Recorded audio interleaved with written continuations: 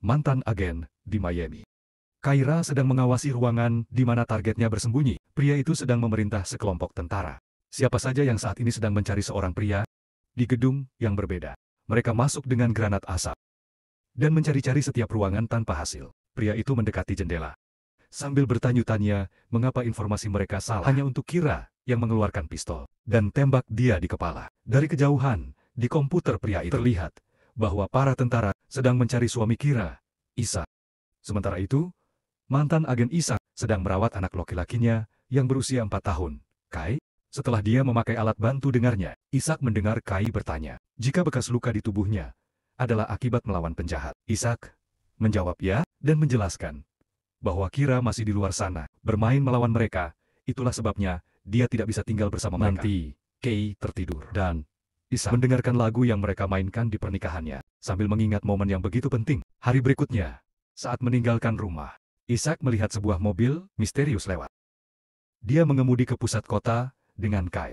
Siapa yang menyanyikan lagu-lagu favorit ayahnya di kursi belakang? Ketika Ishak mencoba untuk parkir, mobil lain memotong jalan dan hampir membuatnya terlibat kecelakaan. Pengemudi lain hanya menghinanya sebelum pergi. Di bank, Ishak menyadari ada biaya penarikan tambahan dan terlibat dalam argumen dengan seorang pegawai toko. Sementara Ishak sedang teralihkan perhatiannya, Kai tiba-tiba pergi tanpa tujuan. 3 perampok masuk ke gedung dan menembak di langit-langit, membuat semua orang panik. Sementara para perampok mulai menjatuhkan orang-orang, Ishak mencoba menelepon Kai, tapi anak laki-laki itu terlalu takut untuk bergerak. Seorang perampok menyuruh Ishak untuk mundur, tapi Ishak tetap tenang dan memintanya untuk setidaknya membiarkan Kai pergi kepadanya. Pelaku perampok mengarahkan senjatanya ke anak itu. Jadi Ishak menyuruhnya untuk menutup telinga dan menutup matanya. Kemudian Ishak menghapus alat bantu dengarnya dan melompat ke depan untuk menyingkirkan semua perampok. Dengan hanya beberapa gerakan, menyelamatkan semua korban. Dia mengambil Kai dan meninggalkan gedung, menyadari bahwa kamera pengawas telah merekam semuanya. Sementara itu, di Meksiko, Sekretaris Jenderal G7 menonton berita dan belajar bahwa kantor Inspektur Jenderal akan menyelidiki masa lalu Jack sebagai kepala CIA. Karena diyakini, dia adalah seorang mata-mata. Pada saat itu, asistennya, Patrick, membawakan laporan penting untuknya. Kyra telah membunuh mantan agen lain dari sebuah tim. Ternyata disebut Shadow Force. Jack memimpin Shadow Force ketika dia masih di sini dan mengirim mereka untuk melakukan pekerjaan kotor. Kyra dan Ishak dulu adalah bagian dari Shadow Force. Tapi sekarang, Kyra telah mengambil misi tersebut untuk membunuh rekan tim lamanya. Dari 12 anggota asli, hanya tersisa 5. Patrick juga memberitahu Jack bahwa Ishak ditangkap oleh bank. Kamera pengawas yang menonton rekaman, Jack memperhatikan Kai dan menyadari bahwa pasangan tersebut telah meninggalkan tim karena Kyra hamil dan mereka ingin melindungi anak laki-laki mereka. Jack mengirimkan orang-orangnya untuk menangkap pasangan tersebut dan menetapkan hadiah $50 juta untuk kepala mereka. Di Spanyol, agen Eni menonton pacarnya dan paman yang juga rekan timnya bermain bola basket sambil menerima beberapa informasi tentang Jack melalui earpiece-nya. Menjadi agak agresif selama pertengkaran dengan pemain lain. Jadi Andy memanggilnya dan mengingatkannya. Mereka seharusnya menyamar. Ternyata mereka berdua bekerja untuk Inspektur Jenderal dan sedang mencari mantan anggota Shadow Force. Pada saat itu, Andy juga menerima rekaman banknya. Di pusat komando G7, Jack bertemu dengan beberapa dari yang paling pemimpin penting di dunia. Untuk membahas skandalnya, dia menjelaskan bahwa 8 tahun yang lalu, pemerintah memintanya untuk memimpin sebuah program rahasia, disebut kekuatan bayangan yang akan melaksanakan misi rahasia di seluruh dunia. Agen Ishak dan Kyra jatuh cinta. Tapi, ini melanggar aturan, jadi mereka meninggalkan organisasi. Mereka membawa informasi intel yang sangat sensitif bersama mereka. Jadi, ada hadiah untuk menangkap mereka selama beberapa waktu. Karena skandal baru-baru ini, Jack telah menggandakan hadiah uang untuk mempercepat eliminasi mereka. Sementara itu, Ishak dan Kai melarikan diri ke Kolombia. Setelah melintasi hutan, mereka mencapai sebuah kabin tua yang banjir, di mana mereka akan bersembunyi untuk sementara waktu. Ishak memastikan bahwa tempat itu kosong sebelum membiarkan anaknya masuk. Malam itu, saat makan malam, Kai bertanya kepada Ishak, mengapa dia membawa alat bantu dengarnya mundur sebelum melawan orang-orang jahat. Ishak menjelaskan bahwa kurangnya kebisingan membantunya untuk berkonsentrasi. Kai ingin tahu, apakah ayahnya pernah menjadi orang jahat. Jadi Ishak mengatakan bahwa di masa lalu dia dan Kyra keduanya adalah orang jahat. Pikir mereka baik-baik saja. Tapi saat ini mereka hanya melakukan kebaikan di Miami. Kira juga menerima rekaman bank dan menjadi emosional ketika dia melihat anak laki-lakinya lagi. Setelah waktu yang lama, dia memikirkan malam 4 tahun yang lalu, ketika dia sedang merawat luka Ishak. Mereka sudah meninggalkan organisasi tersebut. Tapi mereka sedang dikejar oleh orang-orang Jack yang menempatkan Kai dalam bahaya. Ishak ingin bergabung kembali dengan tim untuk melindungi istri dan anak laki-lakinya. Tapi Kira mengira itu adalah ide yang buruk. Dia mengungkapkan bahwa Jack dan dia dulu hanya berteman biasa. Namun, pasangan yang nakal. Dia jatuh cinta padanya dan meminta lebih banyak. Sejak dia menolaknya, dia menurunkan statusnya dan mengirimnya pada misi yang semakin berbahaya. Karena ini adalah hal pribadi. Dia meragukan bahwa kembalinya Ishak akan menenangkan Jack. Malam itu, Kira memutuskan untuk mengalahkan seluruh tim dan Jack sendiri. Sementara Ishak tetap tersembunyi bersama putra mereka. Setelah semua musuh mereka dikalahkan, dia akan bergabung kembali dengan keluarganya dan mereka bisa hidup dalam damai. Saat ini, Kyra mengirim pesan terenkripsi ke tante tentang insiden bank dan Bibi setuju untuk membantunya. Bibi informasikan kepada tante bahwa mereka meninggalkan misi ini dan mencari Ishak sebagai gantinya. Lagi pula, mereka hanya mengikuti mantan agen untuk mendapatkan informasi negatif tentang Jack dan Ishak. Ishak juga bisa memberikannya. Di tengah malam, Ishak bangun ketika dia mendengar suara. Dia mencari-cari rumah dengan pistolnya siap dan melihat jejak kaki basah di lantai. Tiba-tiba seseorang melompat ke atasnya dan melucuti senjatanya. Jadi, terjadi pertengkaran. Pengganggu itu adalah Kira. Siapa yang menegur Ishak karena mengekspos identitasnya dan menempatkan Ki dalam risiko, sementara mereka terus berjuang. Mereka memukul satu sama lain, menggunakan benda apapun yang tersedia. Dan bahkan, furnitur dinding juga rusak. Namun, pasangan itu tidak berhenti sampai mereka menemukan bahwa Kay telah menonton mereka sepanjang waktu.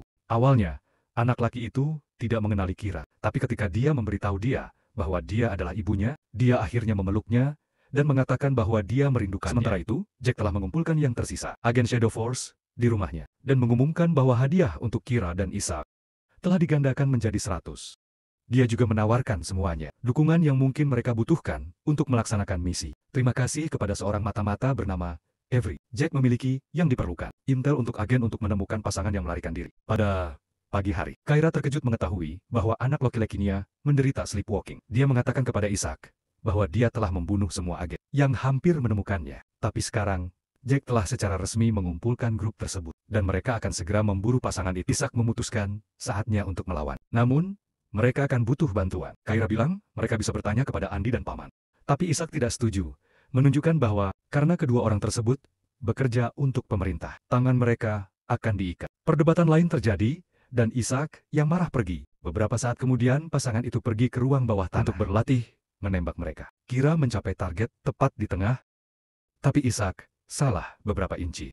Dia mengingatkan istrinya bahwa dia belum aktif, seperti dia sudah lama tidak melakukannya. Namun, Kira terus menggoda dia, mengatakan bahwa dia selalu merupakan penembak yang buruk dan menunjukkan bekas luka di bahunya, dipicu oleh salah satu tembakannya yang gagal. Setelah dia meninggalkan ruangan, Ishak melepaskan tembakan lagi, dan kali ini dia benar-benar mencapai intinya. Setelah itu, Ishak setuju untuk bekerja dengan Bibi dan Paman. Jadi, Kira menunjukkan kepadanya kuat mobil taktis yang dia bawa bersamanya. Mereka harus menunggu sampai Annie menghubungi mereka.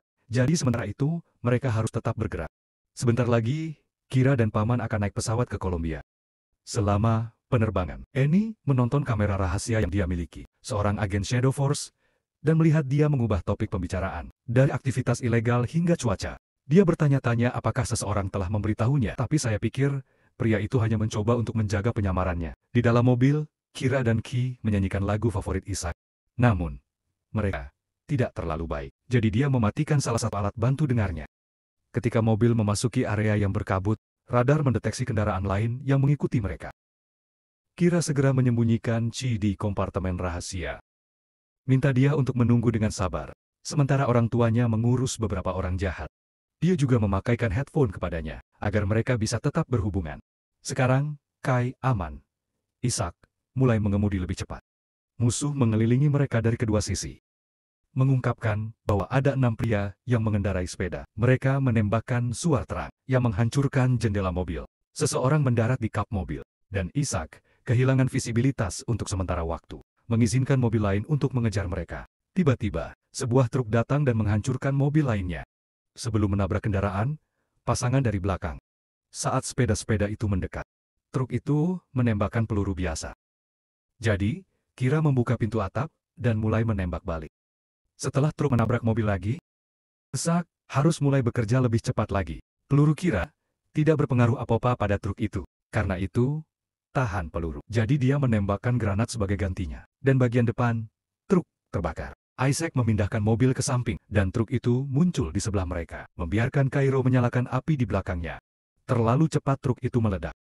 Dan Isaac mengemudi di sekitar ledakan yang dihasilkan. Sayangnya, jalan tersebut terhalang, dan lebih banyak pria yang menunggu mereka dengan api terbuka. Sebuah peluru menghancurkan sebuah ban, dan mobil mulai meluncur di jalan, sampai mencapai bukit, di mana itu bergulir turun dan jatuh ke sungai. Beberapa saat kemudian, seluruh tim Jack sedang mencari mayat di sungai.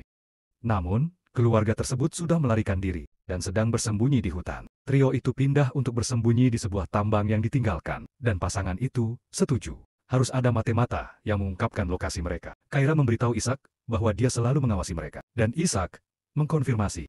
Dia tahu bahwa dia pernah menyentuh lehernya di tengah kerumunan. Keesokan paginya, Isaac bangun dan menemukan Kira telah pergi. Sementara itu, Jack sangat marah karena timnya tidak bisa menemukan mayat-mayat itu. Artinya, pasangan itu masih di luar sana. Dia menyalurkan kemarahannya dengan berkelahi dengan Patrick dan Parker, orang yang mencoba membela diri mereka sendiri. Namun, Jack masih merupakan petarung yang hebat dan dengan mudah menjatuhkan lawannya. Turunkan mereka sebelum memecat mereka. Pada saat itu, Jack mendapatkan telepon dari Avery.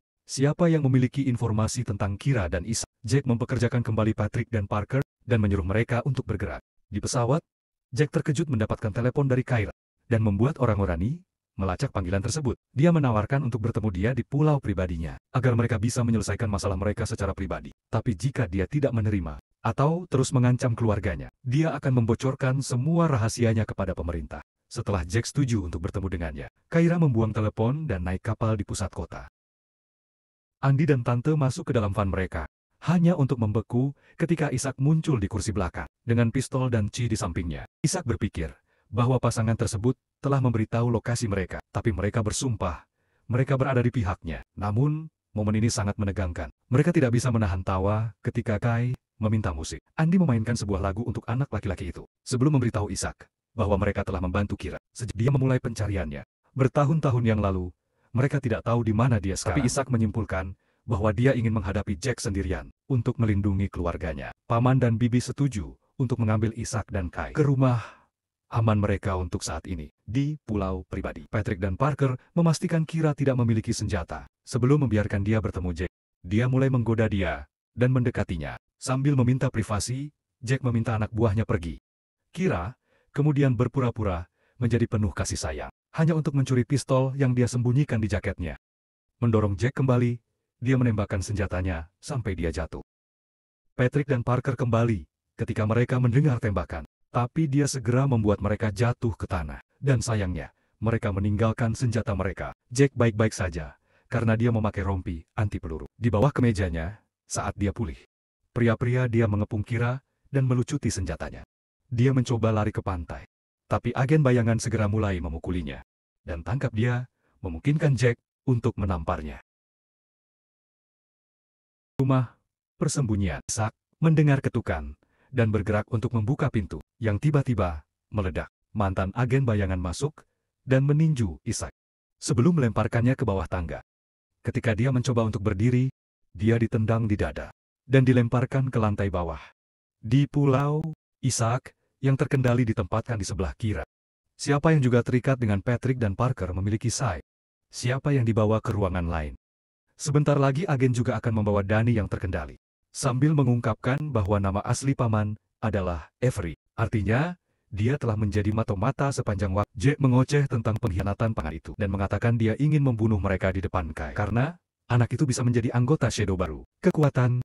Kira menangis saat dia memberitahu semua agen lainnya bagaimana Jack menyalahgunakan posisinya untuk mendorongnya ke dalam hubungan selingkuh dan mengirimnya dalam misi yang gila. Pada saat itu, Patrick dan Parker kembali tanpa anak itu. Mereka mengarahkan senjata mereka ke Jack, mengungkap agen pemerintah mereka yang menyamar, sambil membuat penjaga lainnya menjatuhkan senjata mereka. Bibi tertawa karena dia tahu ada grup lain mengejar Jack untuk sementara waktu. Tapi dia tidak memberitahunya karena belakangan ini dia telah bertingkah mencurigakan. Ketika salah satu agen Shadow mencoba untuk mengambil senjatanya, Parker segera menembaknya di kepala, yang membuat Tante Isaac dan Kira tertawa.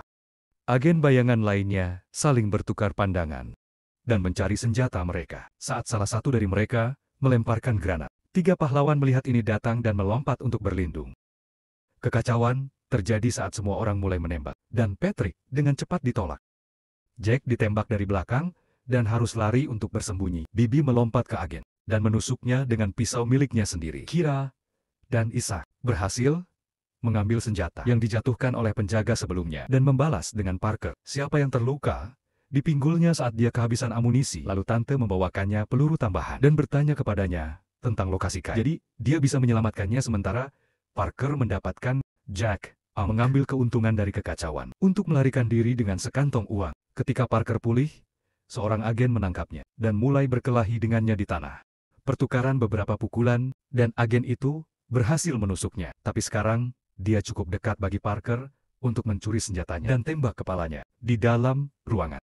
Agen wanita lainnya melihat bahwa ini tidak akan menghasilkan apa-apa dan pergi. Kira menyadari bahwa seorang pria yang jatuh memiliki granat lainnya. Jadi dia menembaknya untuk menyebabkan ledakan besar. Dia dan Isaac melompat keluar. Sementara 2 agen terakhir mendapatkan luka yang parah. Jadi mereka juga lari. Ketika Jack keluar dari persembunyiannya, Parker mencoba menembaknya dari belakang dan kehabisan amunisi lagi. Jack menembaknya kembali untuk membuatnya tumbang. Namun, dia juga kehabisan peluru dan tidak bisa membunuhnya. Jadi dia pergi sementara itu. Paman mencoba mencapai perahu dan menemukan Kai. Siapa yang mengancamnya karena menjadi orang jahat. Gangguan ini memungkinkan Bibi untuk menyelinap di belakang dan menangkapnya dalam cengkraman yang menyesakan, sambil menyuruh Kai untuk menunggu di tikungan. Lalu Tante mulai memukul tidak menyadari bahwa Kai sedang menonton juga. Kyra menemukan agen wanita di dalam rumah, dan mereka saling menembak. Sebelum memutuskan untuk bertempur secara langsung, mereka jatuh melalui dinding dan melanjutkan pertempuran mereka di atas dek, di mana mereka bertukar banyak pukulan dan tendangan. Sebelum Kira berhasil mengambil pisau yang dia gunakan untuk menusuk leher musuhnya. Sebelum menendangnya turun pada saat yang sama, Isaac menemukan 2 agen di pantai yang mencoba untuk melarikan diri dan menembakkan tas uang mereka untuk membuat mereka mengejarnya. Dia menunggu di belakang dinding dan mengawasi bayangan mereka sampai mereka cukup dekat untuk menembakkan senjata. Sebuah peluru mengenai sebuah kaleng gas, dan ledakan itu membuat seorang agen terbakar, melemparkannya ke laut. Agen lainnya segera lari. Lalu Isaac kembali ke ruang utama dan menemukan Kira. Isaac dan Kira ingin pergi, tapi Isaac mengatakan bahwa mereka akan diburu lagi. Jadi, mereka perlu mengakhiri ini secara permanen dengan membunuh Jack. Pasangan itu meninggalkan Ki di bawah perawatan Tante dan berlari untuk naik kapal untuk mengejar Jack. Siapa yang ada di kapalnya sendiri melarikan diri dengan agen terakhir. Sebuah pengejaran terjadi dengan kedua kapal berlayar dengan sangat cepat dan menembak pada saat yang sama. Setelah banyak belokan yang tiba-tiba, Jack mulai mendorong perahunya ke perahu Kyra, menyebabkan Isaac jatuh. Dia menempel di tepi dan menembakkan beberapa peluru lagi sebelum naik kembali. Kira bergabung dalam penembakan sambil juga mendorong perahu, yang membuat Jack teralihkan perhatiannya. Sebentar lagi, kapalnya akan menabrak kapal lain, dan dampaknya mengirimkannya terbang ke pantai, di mana itu meledak ketika mengalami kecelakaan. Jika musuh mereka telah lolos dari ledakan, pasangan itu juga pergi ke pantai untuk mencari mereka. Isaac memasuki hutan dan menemukan agen terakhir. Jadi setelah beberapa tembakan, mereka mulai berkelahi secara langsung. Ada banyak kesulitan, dan agen itu bahkan melemparkan Isaac ke pohon. Tapi dia tidak pernah menyerah dan terus berjuang, yang memaksa agen untuk mengambil pedang. Isaac melepas alat bantu dengarnya, yang membantunya bertempur lebih efisien, dan jatuhkan pria yang ditusuk sampai mati. Di dekat sini sedang berlangsung pesta pernikahan. Jadi, Jack menabraknya dan menembak langit untuk membuat orang banyak lari. Kyra mendengar tembakan dan teriakan, dan mengikuti mereka ke tempat pernikahan, di mana dia menemukan Jack sedang minum. Dia menembak dekorasi untuk menyebabkan ledakan kecil. Itu membuat Kira kembali lagi. Dia cepat pulih dan mulai bertarung melawan Jack, siapa yang merupakan seorang prajurit yang sangat terampil dan berhasil membuatnya menyerah. Setelah banyak usaha pada saat itu, Isaac masuk dan tidak mendengar peringatan Kira. Jadi, Ketika dia berbalik, dia menemukan Jack menodongkan pistol kepadanya. Kyra terus berbicara, sampai dia berhasil membuatnya mendengar. Dengarkan, yang menyebabkan dia menyimpan senjatanya. Dia juga memakai alat bantu dengarnya, dan menemukan bahwa lagu pernikahan mereka sedang diputar di speaker. Lalu Kyra melihat bahunya. Sebagai tanda untuk memintanya menembakkan senjatanya, Isaac menembak Jack melalui bahu istrinya, dan Kyra dibebaskan. Jadi dia menggunakan kesempatan untuk menembaknya juga. Sementara tubuh Jack jatuh ke dalam kolam renang. Pasangan itu bertemu kembali dengan sebuah ciuman. 6 bulan kemudian, Kai akan mengadakan pesta ulang tahun yang normal. Kyra mendapat telepon dari tante, siapa yang telah berhenti dari pekerjaannya di pemerintahan dan berencana untuk memulai versi yang lebih baik dari Shadow Force. Berdasarkan integritas, dia mengundang pasangan tersebut untuk bergabung. Tapi Kyra hanya mengatakan, mungkin suatu hari nanti. Setelah itu, Isaac menaruh kepalanya di pangkuan Kyra dan senang mengetahui bahwa dia hamil.